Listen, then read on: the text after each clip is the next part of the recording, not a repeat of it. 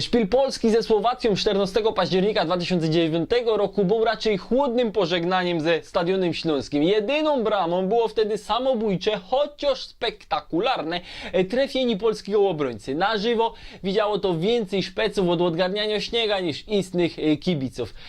Nadal wiemy już, co się pochało ze Stadionem Śląskim. Momentami zdało się, że ta keta z kłódką z bramy stadionowej już się nie straci. Na szczęście wtedy ktoś mądry wszystkie te projekty posadzenia na murawie zimioków, czy też sprzedania areny sąsiedniemu zoo pod wypas surykatek wyciepał to do hasioka.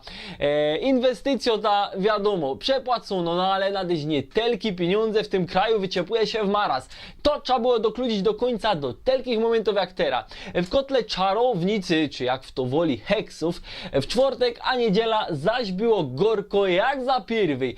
Po 9 latach genau mamy szpil o punkty. Tym razem śnieg nie suł, a stadion był full. No, poza tym sektorem, wiadomo, przykrytym plałą z napisem Equal Game, a to w ramach sztrofy za rasistowskie przyśpiewki Polaków w Bolonii.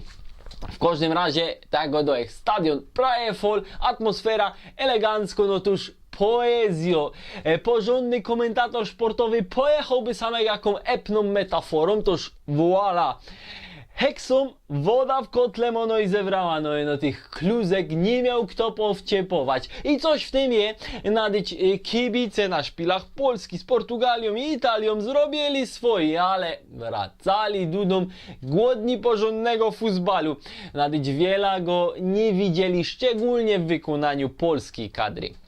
Jo, odnotować muszę tradycyjnie śląskie akcenciki, to Arek Milik i Kamil Glik. Ten drugi klupnął nawet brama z Portugalią. Okej, mono i samobójczo, ale Rafa Silva musiał się zdziwić, że to nie on wraził bal do neca, chociaż widział już no pusto brama. Panie Kamilu, nie gorszcie się, będzie lepiej, a heksy na pewno wyboczą.